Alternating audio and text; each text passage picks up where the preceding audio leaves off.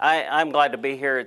This is probably one of the more enjoyable types of meetings I get to speak at. I get to speak at a lot of different poultry meetings and chicken meetings, and I have more and more opportunity to speak at some of the non-traditional commercial operations, and I enjoy it, and I'm grateful for the opportunity to be here. Just a little bit. I'm at the University of Arkansas in Fayetteville, Arkansas, up in the northwest corner of Arkansas. A lot of people wonder exactly where that's at, about 30 miles from Missouri, 30 miles from Oklahoma, so we're really stuck up in the corner up there in the Department of Poultry Science. I think there's the largest collection of scientists, poultry scientists, in any particular, or certainly anywhere in the U.S., probably in the world. Fantastic opportunities there to study and learn. And been there about 11 years. And even though my primary responsibility is working with commercial poultry, due to the nature of our department, I've found opportunities to work with some different things along the way. Kind of going to show you, and some of you might have seen some of this. I had an opportunity a few years ago to work with a friend of mine on a line of birds. He was putting the different black skin, the genetics from a silkie on a broiler type chicken. So we kind of did a little trial for him, and when we process these chickens, you can see they look very different. Bones are black, viscera's black, everything's black in them. Did a whole sensory panel and all this stuff. It was kind of cool, and I kind of like doing those kind of things.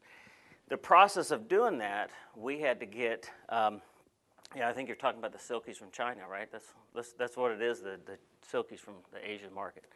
When the process of doing that, we had to hatch off our own breeding stock. And those who were here last year probably saw some of this. The first group we hatched, we got these little black skin, naked little chicks. And, I'm like, oh my gosh, what do we have here? And I called the guy, and he said, yeah, it's a scaleless gene. We've known about it for a long time. We don't like it. It's recessive. We just get rid of them. And, I'm kind of a bird lover, and so I kept them, moved them in their own little cage. I raised them up, and you can see as they grow up, they don't really change a whole lot. Never really grow a lot of feathers. This was one of the oldest ones. She was about 3 years old, and see, even as an adult, a few little scattered feathers here and there. Just kind of a pain, but kind of interesting. Scaleless gene. They don't even have scales on their feet. It's skin all the way down like the rest of their body. So I got curious and was talking to him. He says, well, if you can make a cross and get rid of all those feathers, and so, cross them with naked neck. You'll get rid of the feathers. So we got some naked necks, and this is my line right now that I'll carry that trait. First chicks we hatched out of them, we started really getting the fully naked chicken. Now, this is a really cool thing from an anatomical standpoint. You can see a lot of things on this bird that you can't see when it has chick down and feathers. This thing will start eating food, and you watch the food go down the esophagus. Watch the crop fill up. On these light-skinned ones, flip them over, you can see the intestines, you can see the gizzard, how it all lines in there. Show people, hey, they do have an ear. Look how big their eyes are. Kind of an interesting little things, but I tell you what, you talk about brooding birds. These are not real fun to brood. If you question your ability to brood babies, pheasants or whatever, if you can raise these, you can raise anything, because these are looking for a reason to not make it, really. But we've got quite a few of them. You can see as they kind of grow up. Kind of some different, kind of weird looking things. Different things have happened. I have a program where I give fertile eggs to 4-H and FFA kids that kind of increase interest in poultry. And of course, then they get them and they do weird things with these birds. And one lady felt really bad about them, so she's knitted sweaters for her little naked chickens. And she sent me these pictures, and there's like purple sweaters and razorback red sweaters, and then long johns for the wintertime. And she's got a whole array of outfits for her birds. So kind of weird little deal.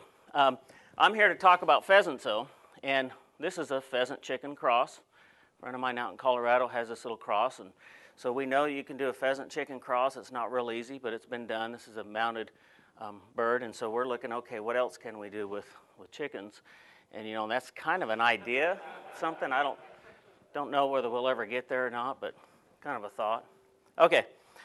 What I'm going to talk about, I typically, in most talks I give, have something to do with fertility, with breeders, with management, with egg handling, incubation, something along the lines of reproduction.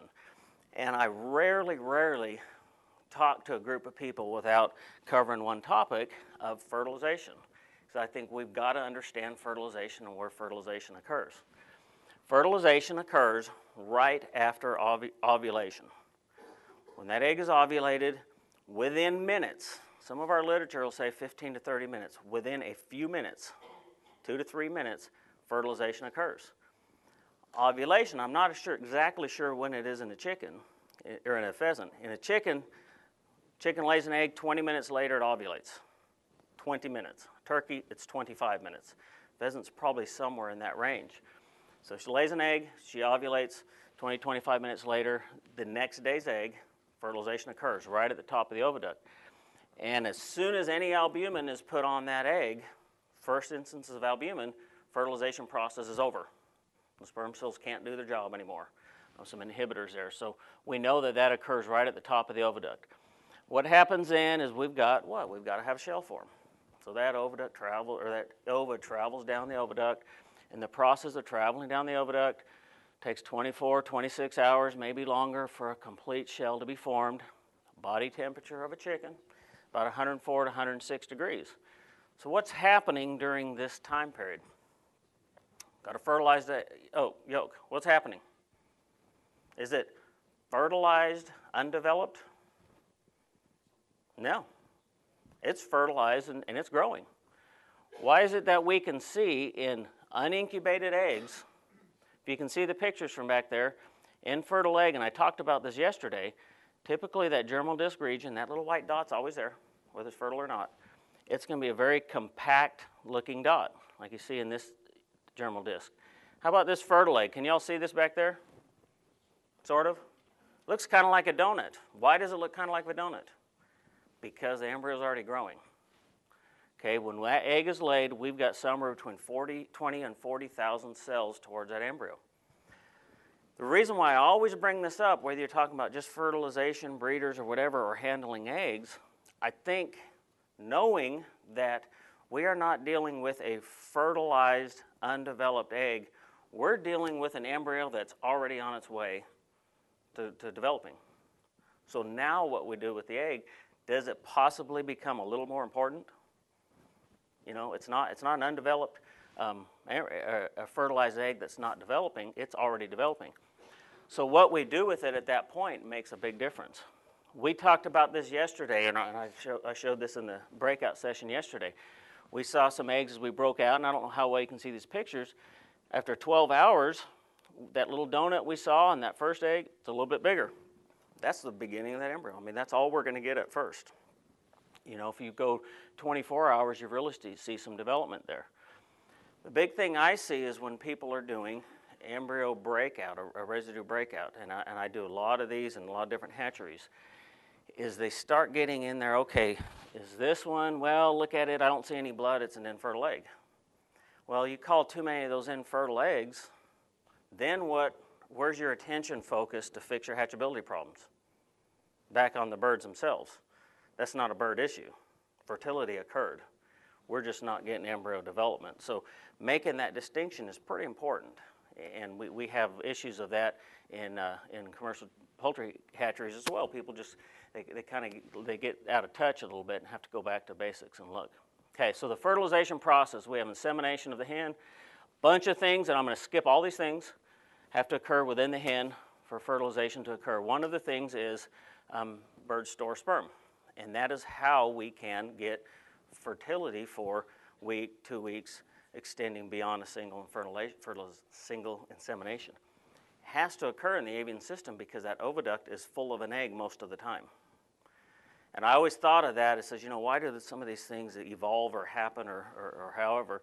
If you think about it, if they didn't store sperm, that hen would have to sit there, lay an egg, jump down on the ground, and within 20 minutes, the male's going to have to come in and breed her really quick. So that sperm can then travel up really fast to the site of fertilization, fertilize the egg, and that can't happen. So biologically, this is all of our avian species store sperm. Some reptiles do, and there's actually some, I think bats or something like that, some other mammals also have the ability to store sperm. Okay, when we're talking about hatchability, what are the things that influence hatchability? First of all, the breeder flock, obviously, that's a big effect.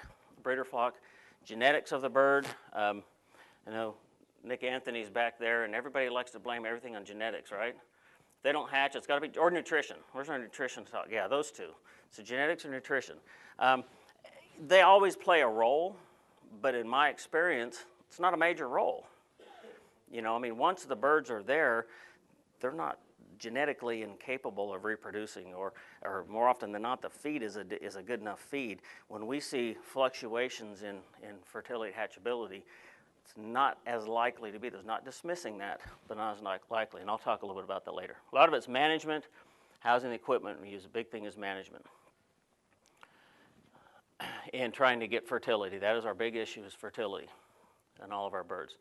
So what we do, and this is kind of a, you know, I try to put the whole thing, and it's a little different. I says, you can take a lot of things from the poultry industry and put them in the pheasant industry, or quail. I've talked to quail people and duck people and whatever. But I like to look at the whole system more as one than I think traditionally has been. You know, traditionally, years ago, you had a breeder guy, you had a hatchery guy, and you had a broiler guy. And what happened in the poultry industry, they developed to where this guy's over the breeders, this guy's over the hatchery, this guy's over the broilers, and then you have these areas in between. And so what's happened is you've got do a lot of things right in the breeder facility, but if you don't care for those eggs before they get to that incubator, you can lose a whole lot of the gains you made on that breeder side.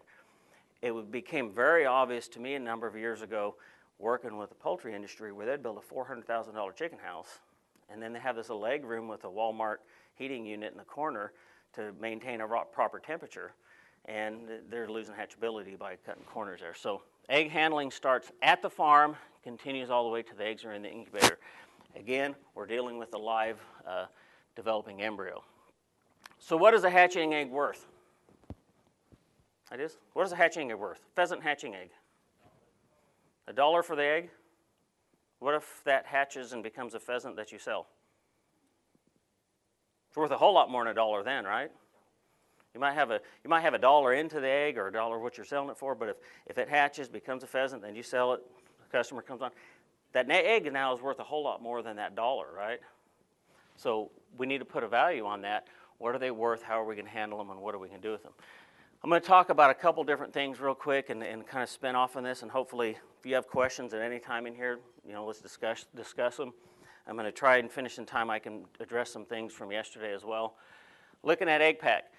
This came up yesterday in our discussion, some of the talks earlier, washing or wetting hatching eggs.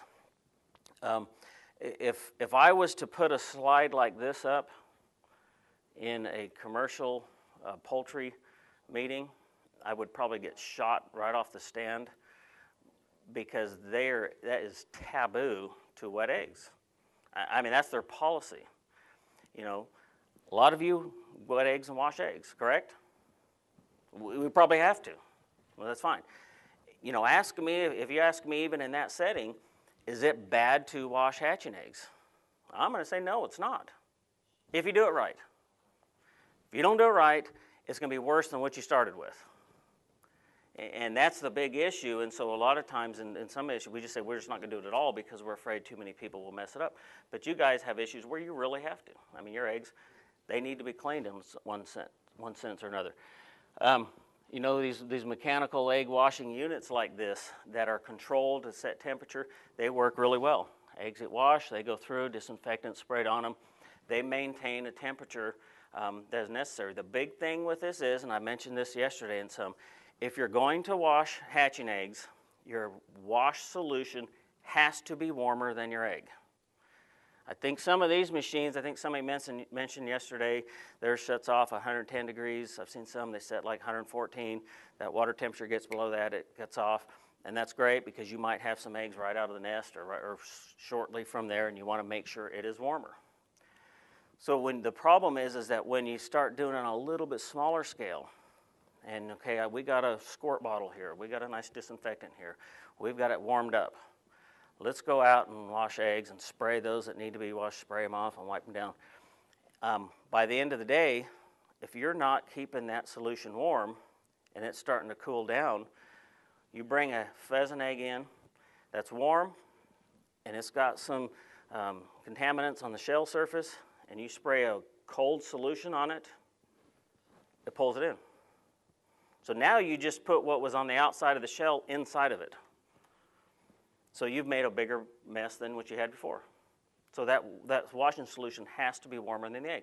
At that point, you can disinfect the surface of the egg, wipe it off, let it dry off, whatever, and it stays on the outside until it's washed off or wiped off or rinsed off, whatever the case is. So that's the big thing. That's why we typically say don't do it, because we're afraid too many people won't do it right. You know, your eggs are worth more. You know, turkey industry, their eggs are worth more. They wash them because the outcome is a little bit more valuable. Okay, so it's acceptable if done correctly. The cleansing solution must be warmer than the egg, and that's really the key point there, must be warmer than the egg. Okay, we did a little study just kind of looking at some effects of some egg pack issues, I guess we call them, and I'm just going to kind of go through this kind of quickly. We kind of wanted to know how much of an issue small little fractures in the eggs are. A lot of times you don't even see them until they've sat in storage for a little bit, and then you start seeing these little cracks, not like leaking cracks, but small little hair cracks. You know, or some of these misshaped eggs. So we actually set a number of these eggs. We've got a bunch of dirty eggs. And so, okay, we've got eggs that in the chicken industry we would get rid of. Got fecal material on them. We'd normally get rid of them. What we did here is we tried to mimic what really happens to most people out there, where they would take these and take a sanding block and just sand them off. But what happens if you've got a really bad egg problem and you use sanding blocks, by the end of the day they're looking like this, and you're just grinding that dirty fecal material on the shell oftentimes into the shell. You're not doing a whole lot. The other big thing I see with this with people who use sanding blocks is they get clean eggs here. Oh, here's a bad one. Let's sand this off right over the top of the good ones. So you just like, let's get it off of this one egg and put it on all of these eggs. Didn't really work too well. Washing or wiping eggs off. You know, hey, yeah, let's take a little rag and wipe them off. Go out and watch it actually happen, and they use the same rag all day long. That's not working too well either. So we kind of ran this little study and did those same scenarios and looked at our hatch loss. Of course, our cull eggs, we had about 45% loss in hatch compared to the controls. This one was interesting, the little cracks and broken ones. You know, we make a big deal of it sometimes. It's like, you got to handle those eggs right. They get those little hairline cracks on them that you can't really see, but they're there, and it's just really killing our hatch. And so, okay, this number is actually about 4.5%. So you got a hatch problem in your hatchery. You've got 0.75% or 0.5% of your eggs have little hairline cracks on them, and of those, you're losing about 4.5% of the hatch. Is that really the cause of a hatchability problem in your hatchery? Probably not. It's not good, but it's not as big of an impact as sometimes we think. Of course, cull eggs, they don't hatch well. This was the interesting thing right here. When we had our really dirty eggs, when we sanded them or just wiped them off, we didn't see any difference. We just wasted a lot of time sanding eggs, wiping eggs off. If you don't do it right, you know, it's not helping you any. And also, and oftentimes it's actually making it worse. Upside down eggs, not as big of an issue as we thought. We only had a little over 10% loss of hatch of those eggs that were set upside down. So in the big picture, it's not a huge number. Looking at our contamination, you know, we did have more contamination than those we left dirty, but even those we sanded and wiped off, you know, we didn't do make a big difference. I mean, we're still much more than what our controls or any of the others. Handling our eggs, caring for them, to make a difference on hatch. This is the other thing I want to talk about is our storage temperature. Now this is different, and I'm going to put some numbers up here, some temperatures up here that are different than y'all do in the pheasant industry. I understand that, and I accept that. But the bigger factor than the actual temperature is what how the temperature variation we have. The reason why we store eggs is to basically fill orders, correct? I mean, in a perfect world, we'd just say, okay, 3 days after an egg is laid, it hatches best, so let's set all eggs 3 days after they're laid. Well, we can't do that. So we set eggs at 10 days old, sometimes 15 days old, sometimes 20 days old, sometimes less. So that is why we're storing eggs to fill orders. The goal of that is to stop or slow embryo development. Now, remember that embryo is growing. Remember, it's not stopped. It's not unfertilized waiting to grow. It's already growing. When you're talking about the metabolism, the growth of something, one time I said our goal is to stop embryo development. If you stop development, you killed it. So we can't stop it. We just want to slow its development. And now looking at just the effects on age storage. Of course, in the chicken, once we get out beyond about 7 or 8 days, and these numbers don't look like good hatch, but relatively you can see about 7 days, even under good storage conditions, we lose hatch. We know that. It's going to happen. There's nothing we can do about it. Back to our storing and that arresting or slowing embryo development, what temperatures that occur. We found in the chicken it occurs a little bit about 75 degrees warmer than what most people were looking at. And sorry, these are in Celsius. This is 75 degrees here. But what we're doing is saying, okay, where do we achieve that goal of slowing embryo development so we don't have appreciable measurement or growth, measurable growth, because we don't want too much pre-incubation. So we're able to do it at anything below 75 degrees. So that was critical to us to know that we don't have to do these low temperatures unless we're storing long periods of time. And we kind of looked at different ages, and I'm going to go through this kind of quick, but what is the best temperature at various ages of birds? And so when we get older flocks, we used a little bit warmer temperature. The thought process was less stress. In a chicken, especially an egg from an older hen, why stress that embryo anymore when we need to? There's really no reason to. Cooling it down to the point that we're not getting that measurable growth is all we're trying to achieve. Question came up the other day about fresh eggs from new particularly young flocks. Do eggs hatch as well the day they're laid? No. We know that. Especially eggs from a very young flock, actually need 2 to 3 days of storage to get the best hatch. Once that flock ages, we don't necessarily need 2 to 3 days. So if you have issues of what eggs you're going to set, the younger eggs from younger birds can actually be stored a little bit longer, but they do seem to do better with at least a day of storage. Having said that, what if your incubator's sitting there and you got to hurry and get eggs in it? Some eggs were laid today. Well, most people are going to put them in because you want them to hatch. But understand they don't hatch quite as well. Big thing we found with this is what happens with variation in temperature. And so we kind of created a scenario, and this looks kind of like an ugly little graph, but just to make a, kind of simplify it, we basically took 5 groups of eggs, we brought them in and kept them all at 70 degrees, or brought them into a 70-degree situation, but then immediately split them into 5 groups. Some went to 74 degrees, some went to 66 degrees, and then 72 and 68 for 0 to 24 hours. At that point, we moved some down, some up. So those that were 4 degrees above went 4 degrees below. Those that were below went above.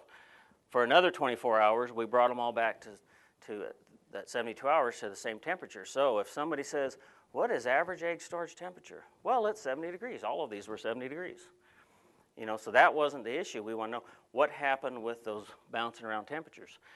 In this situation, we lost anywhere from 2 to 3.5% hatch by that bouncing temperature, and that's in 3 days.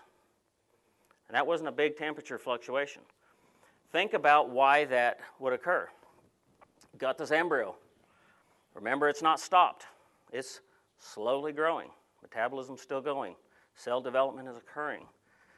So as we bring it out of the hen house, we start cooling it down. I think, there's my next slide right there.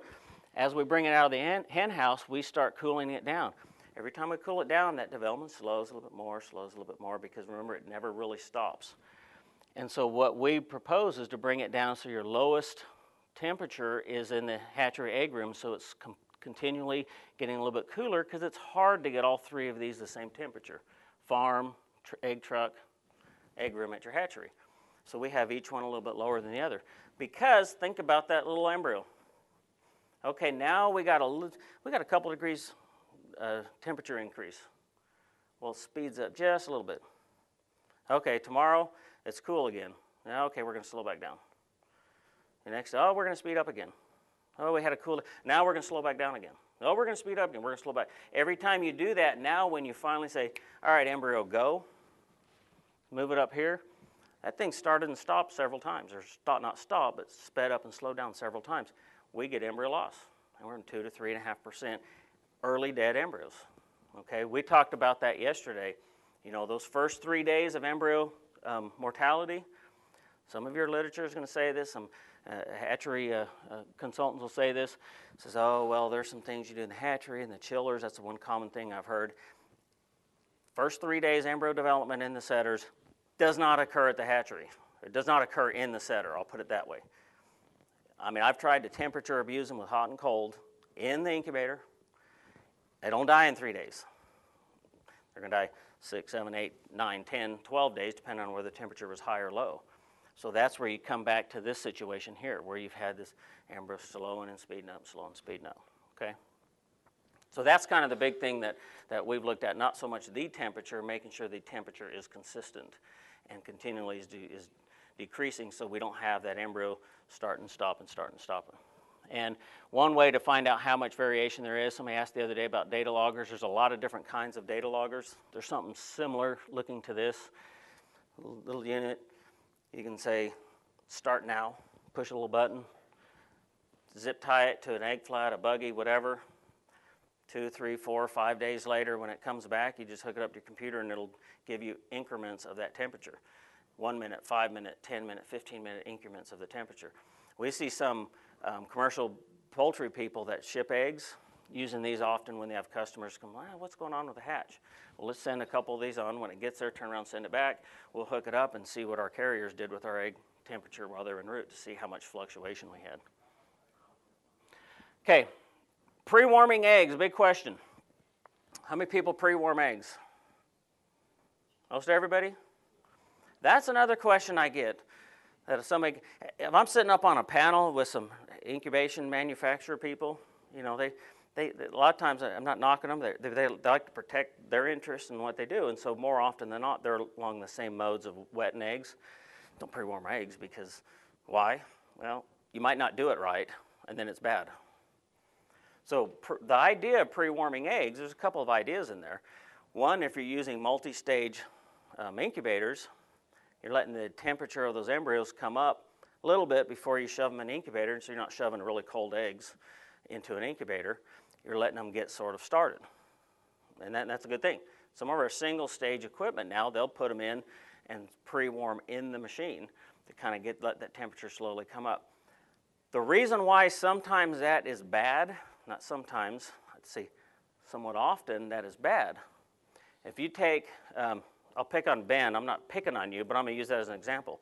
Those that went out to the hatchery the other day would see, you know, their egg room. And I don't know whether you would ever do this, but if we took every single one of the eggs in his egg room, the buggies as is, shoved them out in the hallway, stacked right next to each other, and said, we're going to pre-warm for 8 hours, I would suspect 8 hours later, if you go look at the embryo temperature, the core temperature of the eggs in the middle, they haven't raised.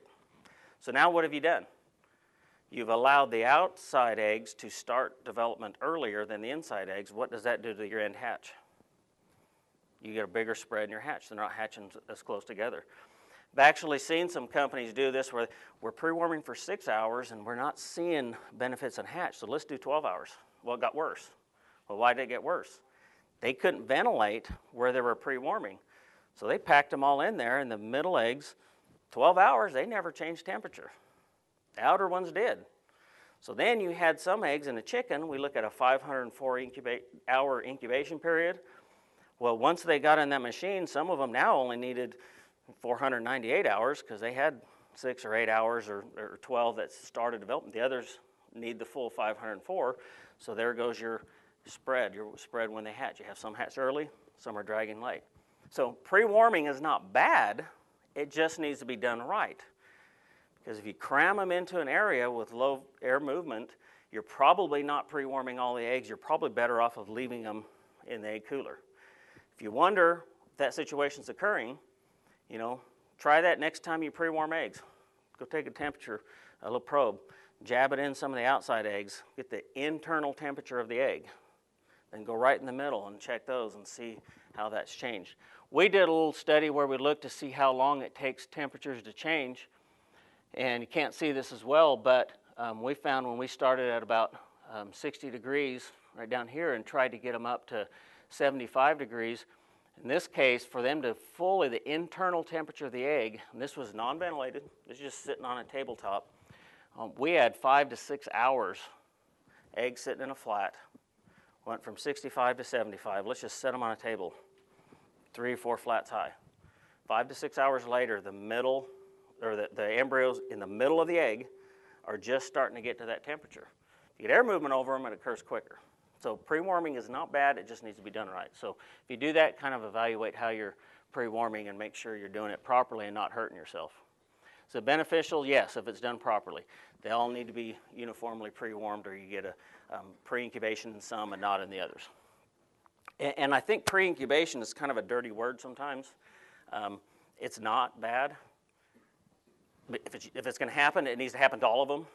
They all need to pre-warm. You know, it's bad to have some pre-warm and others not, because then you get pre-incubation, pre-development. Okay, kind of summarizing this up, most hatchability problems, again, are a result of poor fertility. And I was going to go through this sheet over here, and I don't know that I'm have time to go through all of it, but I was going to talk a little bit about some of our troubleshooting things as far as hatchability. Again, fertility is the biggest cause, but when we start looking at what's going on in our incubators, a lot of things that occur previous can affect what goes on in the incubator. Of course, picking up eggs often, handling the eggs carefully, some of the basics. Your egg storage, and I'll focus on this just for a minute, avoiding any hot or cold spots in your cooler. Generally, the egg buggy placement, whatever, you got a cooling unit here, push a buggy right up to it, it blows on those eggs and not on the others. You know, the temperature's the same, but you've got certain eggs that are getting heated or cooled. So avoid those spots, because that gives you that fluctuation. Okay, I'm going to stop right here. I have just a couple of minutes, I think. Do I have a couple of minutes? Yes. Okay. I had a couple more things there, but I'm not going to talk about that right now. This sheet right here that you got yesterday, incubation, troubleshooting, if you have this, pull it out. I was actually going to put some stuff in here, and I took some stuff out of there, and then I was going to put this in. I decided I wanted to sleep some last night, so I didn't. If you pull that out, there's just a couple of things I wanted to say, and I'm not going to go over all of it, and I think at some point I probably need to modify, revise this, because there are some situations in here I think that and I'll kind of pinpoint the highlights, I guess. Again, on that first one, it says eggs clear, no blood rings, no embryo development. Again, the big thing there is making sure we're not calling every clear egg an infertile egg. You know, we need to determine if that was truly infertile or if we have early dead. What happens if we got a lot of early dead? What are we going to look at first off? Egg handling, what we're doing with the eggs, right? You know, we got the fertility, what's happening to the eggs before they get the setter. So make sure we distinguish between infertile and early deads. Down in the second one, it says egg handling clear, but showing blood ring or very small embryo on the breaking. Having here badly chilled eggs or overheated or held too high a temperature. Again, that's that variation we're talking about. That's where you're going to see those losses. 1, 2, 3 days, maybe 4 days is where you're going to see embryo losses due to those oscillating temperatures. One of the things I really wanted to hit on is this number 3, many dead germs, 1 to 6 days of incubation. One of the things in here, and I mentioned yesterday, and that's why I want to talk about this, because I said I would mention it a little bit today, is one of the causative factors in there is lack of ventilation. And our thoughts and philosophies on incubation for years, this goes back, decades. You look at some of the old literatures. Oh, we got to get air. We got to get oxygen in those embryos. We got to get oxygen. So some of this information goes back to that. You got to ventilate because you got to have oxygen. Well, anybody in here do single stage incubation? No? Okay, you're probably not going to want to even try it. Well, you can't try this, but I'm just so you know, what we always thought of, we got to have oxygen. Now we know in the first 10 days of incubation in a chicken embryo, we want to just seal that machine up. Close it up. We'll actually tape up the vents. No ventilation for 10 days. So some of these here that say, oh, if you get early dead embryos, it's poor ventilation in the incubator. No, it's not. It's not poor ventilation in the incubators. We're actually finding benefits. And some people say, well, are those real benefits? Well, I think they're real. Field trial of 16 million broilers showed a benefit when we did that. I mean, that's kind of those are real numbers. It affects the birds all the way out, and without getting technical, we really change the embryo and the way it develops. So you know, we can not look at lack of ventilation in any early type of development. The other thing is where you have number 4, considerable number of embryos dead from 6 through 16 days. One of the things down here is people like to go blame the nutritionist, right? Poor diets, right? Is that what they do? Poor diets on them. Could be. You know, of the, I don't even want to throw a number out there of breakouts I've done in various, many places. I just don't see that has ever been an issue to where we get high, mid mortality, 8, 9, 10, 12 days due to nutrition. I just don't see it. Now, probably the reason why is they didn't come and have me look because they knew, because the birds stopped laying too. If they got a diet mix up or something, you saw it by egg production went to crap, the shell quality went to crap. It's like, oh my gosh, we had a blow up here. So now that we have a little bit high early mid-embryo mortality, yeah, we know why. I mean, it's something that you see before that. And so a lot of people are like, oh, it's nutrition. Well, it can be, but I don't see it out there. It doesn't happen that often. Chicks fully formed, number 5, but dead without pipping. May have considerable quantities of unabsorbed yolk. And you kind of think about this, and I'll kind of end a little bit with this, and you've got more question on this, I'll be glad to talk to you about it. But kind of think of the whole process of the eggs, and you can kind of, if you can picture this and sum it all up. Okay, we have embryos growing, and we have a certain amount of moisture loss that each of those embryos need. Okay, there's been some discussion amongst smaller people that run smaller incubators. This term they're calling it has been kind of funny, dry incubation. And I'll say, you can't dry incubate. Oh, yes, we can. We have incubators, we don't add water. Well, big deal. Your ambient humidity is high enough that you don't have to add water. You cannot dry incubate an egg because you have to have a certain amount of moisture loss, okay? So what controls moisture loss in an embryo or an egg or whatever? Humidity, right.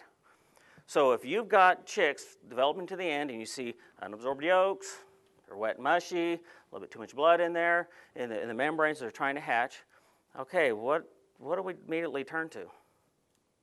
Humidity. They didn't lose moisture. It could be temperature. More often than not, our machines control temperature a little bit better, but oftentimes it's humidity. That's the bigger factor than temperature is in there. Think about it. They didn't lose moisture. So what happens if all of a sudden they're sticking to the shell? They're pipped, they're stuck. They just couldn't spin around the shell. What happened? They're dry. So what's the causative factor there?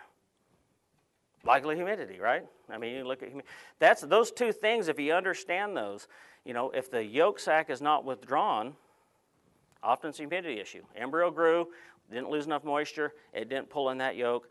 Okay, let's turn and look at that. Now, there's factors with temperature in there too, but really the humidity really controls this. And I hear even in commercial commercial companies in the chickens, we know we want 12% moisture loss from day 0 to day 18.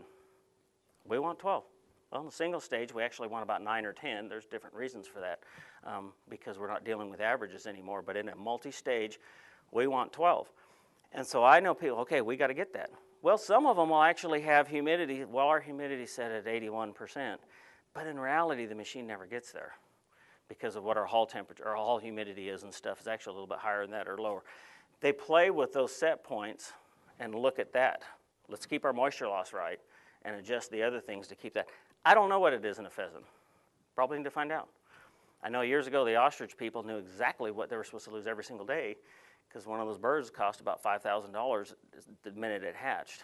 You know, now I don't know what they do with them, but at that time they were worth a lot. So kind of understand that factor, those two things there, and it kind of tells us a lot about our incubation, trying to diagnose problems.